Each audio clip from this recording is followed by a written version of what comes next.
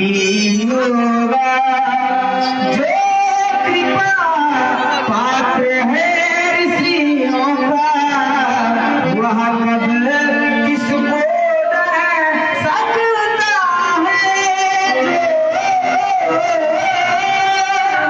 कृपा पात्र है ऋषियों का, वह कब किससे डर सकता है। वो कृपा ब्राह्मणों की जिस पर यह कार्य नहीं कर सकता है। आया सूखा कभी यकीन मोही, बार बार मुनि आया सूखा कभी यकीन मोही, बार बार राम, तुम रहस्यमयी शैली का प्रयोग कर रहे हो। तुमने कहा नाथ शंभु धन भंजनिहारा, कोई ही क्यों एक दास तुम्हारा। हमारे समक्ष कहने आए हो कि भगवान शंकर के धनुष का खंडन करने वाला आपका कोई एक दास है, लेकिन राम कोई एक कौन है? तुमने कहा वो कोई एक मेरा दास है। जब मैंने दास शब्द पर विचार किया तो दास शब्द बहुत सुंदर शब्द है। वैसे भी दास मन से, वाणी से, कर्म से अपने स्वामी के प्रति समर्पित रहता है। सबके प्रिय सेवक यह नीति और मोरे अधिक दास पर प्रीति। अरे धनुष तोड़ने वाला दास क्या, वो तो सेवक भी नहीं है। क्यों सेवक सेवक सो जब डरे सेवकाई, अली अली कर करी लगाई। सेवक भगो परम गहनो योगिनाम पीगम्यः। सेवक का धर्म योगियों के लिए अनंत हुआ करता है, लेकिन यहाँ पर भगवान शिव के धनुष खंडन कर्ता के द्वारा कोई सेवकाई नहीं, बल्कि संप्रदा की स्थापना हुई है। अस्त सुनो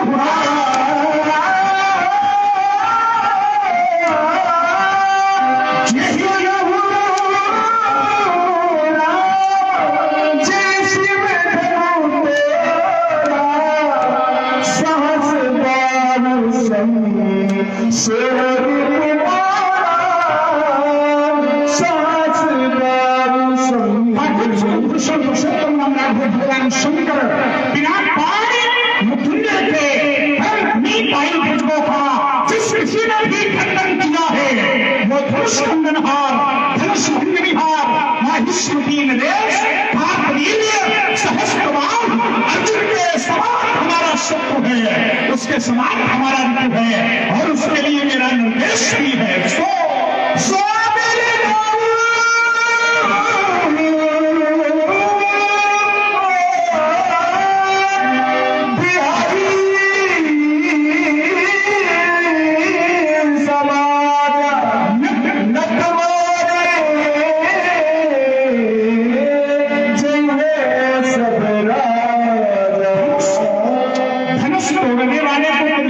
समाज से पृथक कर दो राम। या धनुष तोड़ने वाला स्वयं इस राज समाज से पृथक हो जाए, या ये राज समाज भी धनुष तोड़ने वाले को पृथक कर दे। और यदि ऐसा न हुआ तो आज ये समस्त राजा दंडित किए जाएंगे, मारे जाएंगे। ये मेरी घोषणा है, ये मेरा उद्घोष है।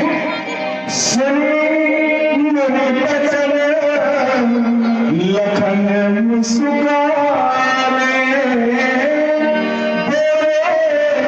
तरसू धरई अतमान।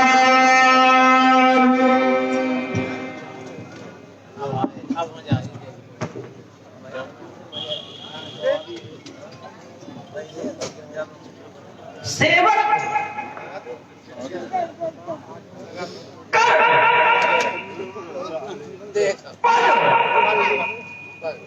नयन सो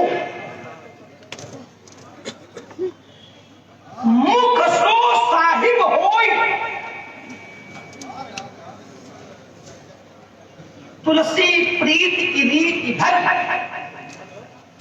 सराहई।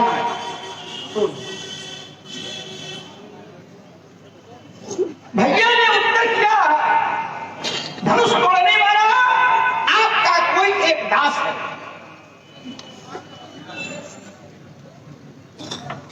श्री परशुराम जी महाराज ने सेवक की चर्चा की और सेवक की चर्चा में इन्होंने यहां तक कहा, अरे स्वामी हित सेवक जो स्वामी का हित करता है वो सेवक होता है।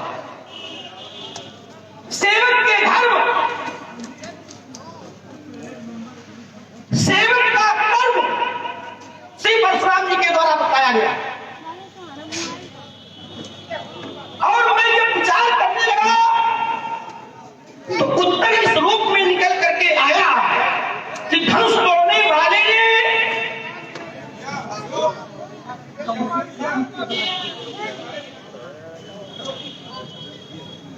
सेवक के कर्तव्य का ही पालन किया है। तब भी किया है और अब भी कर रहा है। धनुष तोड़ने वाला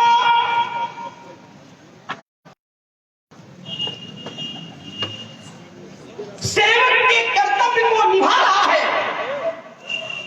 क्या परशुराम जी मुखिया के कर्तव्य को निभाए?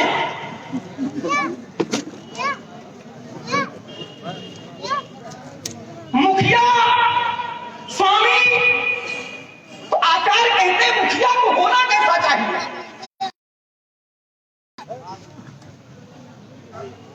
उत्तर इस रूप में निकल करके आया कि मुखिया मुख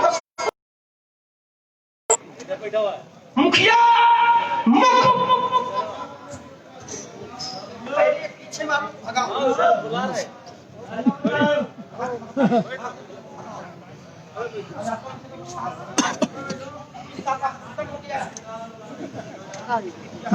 नहीं तो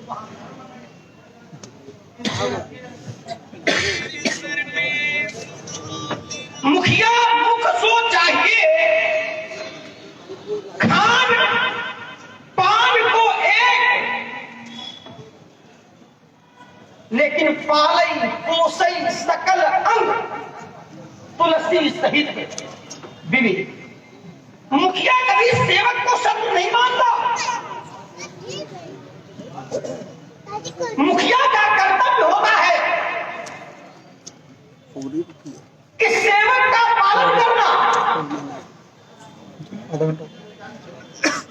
स्वामी का कर्तव्य होता है कि सेवक यदि कुमार पर भी जा रहा है तो उसके बिना जाने ही उसका हित कर दिया है। सेवक यदि अर्जित भी कर रहा है तो उससे शत्रुता का संबंध न बनाया जाए, खेल ही खेल में उसका हित कर दिया जाए। यहां तक कि जो स्वामी होता है वो कहता है यही कर होए परम कल्याणा सोई करो अब कृपा। श्री परशुराम जी महाराज को स्वामी के पद पर बैठाया गया है, धनुष तोड़ने वाले को दास के पद पर बैठाया गया है, तो परशुराम जी ने शब्द कैसे मान लिया?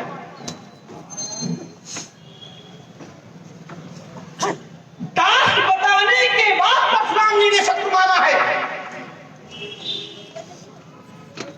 ये इनकी जानकारी में दिया गया कि धनुष तोड़ने वाला आपका कोई एक दास है, और दास की जानकारी मिलने के बाद इन्होंने शत्रुता का संबंध बनाया।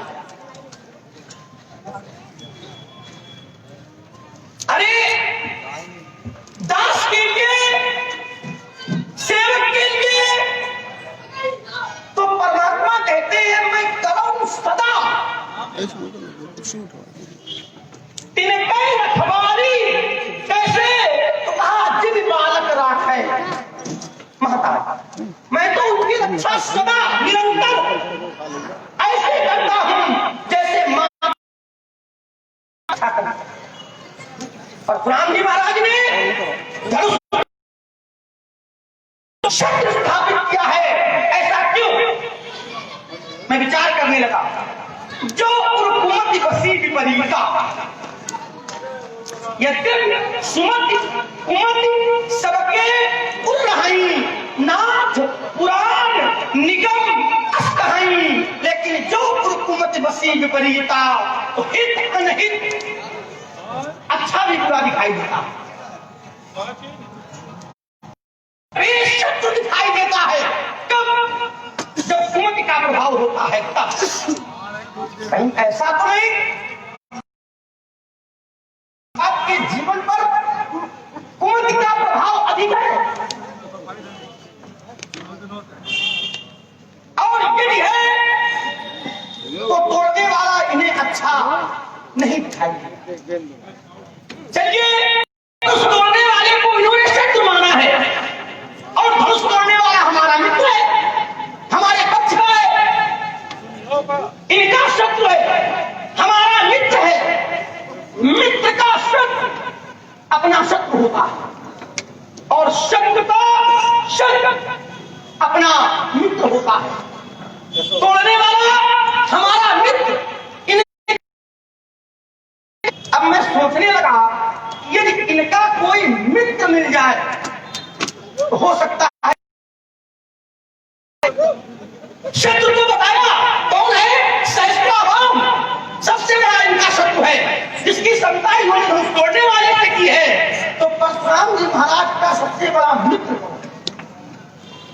और यदि मित्र हमारी जानकारी में आएगा तो मैं धनुष तोड़ने वाले से मिलाऊंगा। हो सकता है हमारी और इनके बीच की, या धनुष तोड़ने वाले और इनके बीच की दूरी को कम किया जा सके। महात्मा जी प्रणाम। और सब कुशल मंगल। क्रोध है, कारण क्या है? धनुष टूट गया। यदि क्रोध का कारण धनुष का टूटना है, यदि धनुष के टूटने पर क्रोध कर रहे हैं तो मैंने तो बहुत धनुष तोड़ी नहीं पाई। लेकिन कब तो फिर एक धन पर ममता, महात्मा सत्य जानना चाहता हूँ, एक धन पर ममता। लक्ष्मण का प्रश्न है। लक्ष्मण कह रहा है कि यही धन पर ममता के ही हेतु, इस धनुष पर ममता का हेतु क्या है? यदि ममता हो तो उसका कोई हेतु भी हो, और जब ममता ही नहीं है तो उसका कोई हेतु भी नहीं। सीधा उत्तर तुम्हारे प्रश्न का, तुमने कहा के ही हेतु, यही धन पर ममता। किस हेतु से है आपकी इस धनुष पर ममता? तो मेरा सीधा उत्तर लक्ष्मण के प्रति है कि इस धनुष पर मेरी ममता ही नहीं है, इसलिए कोई हेतु भी नहीं है। प्रश्न पुनः हो सकता है, इसलिए बंधन पहले से ही लगा था। प्रश्न ये हो सकता है कि यदि ममता नहीं है तो क्या है? ममता नहीं है तो क्या है? उसका उत्तर यह है कि इस धनुष के प्रति ममता नहीं है, श्रद्धा। श्रद्धा श्रद्धा है, आस्था है, समर्पण है, लेकिन ममता नहीं है। इस धनुष के प्रति यदि ममत्व होता तो इस धनुष के माध्यम से मुझे विद्या की प्राप्ति नहीं होती। इस धनुष के माध्यम से भगवान शिव के द्वारा, मेरे पूज्य गुरुदेव आराध्य के द्वारा मुझे धनुर्विद्या का अध्ययन कराया गया। प्रमाण स्वरूप एक श्लोक पढ़ दूं। यदा भीता धनुर्विद्या मत्तः परशुधारिणा तदा तस्मै मया दत्तम धनुषो त्रिपुरदाहकम्। इस धनुष के द्वारा मैंने विद्या की प्राप्ति की है। अस्तु ममता का कोई स्थान नहीं है। स्थान यदि है तो श्रद्धा का है, आस्था का है, समर्पण का है, इसीलिए मेरा क्रोध है। द्वितीय बिंदु, लक्ष्मण ने कहा कि परशुराम भगवान शिव के धनुष के तोड़े जाने पर है। यहाँ तो एक ही धनुष टूटा है। मैंने लड़काई में बहुत सी धनु यहाँ तोड़ी है, लड़काई में बहुत सी धनु यहाँ तोड़ी है। राजकुमार लड़काई में तोड़ी है और धनु यहाँ तोड़ी है। ऐसी धनु यहाँ तोड़ी है जो साधारण थी, सामान्य थी, लेकिन आज जो टूटा है ये विशेष था। क्या था? विशेष। और इसका प्रमाण आचार्य देते हैं आदि काव्य में, इमे द्वे धनुषी श्रेष्ठ, ये श्रेष्ठ धनुष थे अजगो और सारंग। इमे द्वे धनुषी श्रेष्ठ दिव्ये लोकाभिपूजते दृढ़े बलवती मुख्य। शब्द आया मुख्य, मुख्य थे। सुकृते विश्वकर्मणा, हुए थे, रचित हुए थे। इसलिए तुम्हारे द्वारा तोड़ी गई धनुओं का यहाँ पर कोई अस्तित्व नहीं है, कोई महत्व नहीं है। द्वितीय बिंदु, तृतीय और अंतिम बिंदु, लक्ष्मण ने कहा कि परशुराम जी के समक्ष धनुष तोड़ने वाले को दास के रूप में प्रतिपादित किया गया है। दास कहा गया है, होई धनुष तोड़ने वाला कोई आपका एक दास होगा, कोई एक दास होगा। और परशुराम जी उसे शत्रु के पद पर बैठा रहे हैं, कह रहे हैं कि धनुष तोड़ने वाला मेरा शत्रु है। यद्यपि कर्म उसने सेवा का किया है, लेकिन परशुराम जी उसे सेवक न मानकर, दास न मानकर उसे शत्रु मान रहे हैं। मैं पुनः लक्ष्मण के तर्क पर अपना तर्क रखता हूं, एक विचार प्रस्तुत करता हूं कि जिस धनुष से मैंने विद्या की प्राप्ति की है, यदि कोई व्यक्ति उस धनुष को तोड़ दे तो यह तोड़ने का कर्म सेवा का हुआ या शत्रुता का हुआ? विचार करिए। जिस धनुष से मैंने विद्या प्राप्त की है, उसी धनुष को कोई तोड़ दे तो तोड़ने का कर्म ये सेवा का है या शत्रुता का है? शत्रुता का है, विरोध का है। उदाहरणार्थ, एक उदाहरण मैं दे रहा हूं। जिस ग्रंथ के माध्यम से विद्यार्थी विद्या का अध्ययन करे और नष्ट कर दे, तो ग्रंथ को नष्ट करने वाला सेवा का कर्म कर रहा है या शत्रुता का कर्म कर रहा है? शत्रुता, न कि सेवा का। इसीलिए राजकुमार लक्ष्मण, मैंने धनुष तोड़ने वाले को अपना दास नहीं, अपना सेवक नहीं, बल्कि अपना शत्रु स्वीकार किया है और कहा है, सुनहु राम जेहि शिव धनु तोड़ा, तो सहस बाहु सम सो लिप्त मोरा, सो बिलगाल बिहाई समाजा, और नत मारे गए हैं सब राजा। हेलो, हाँ सज्जनों,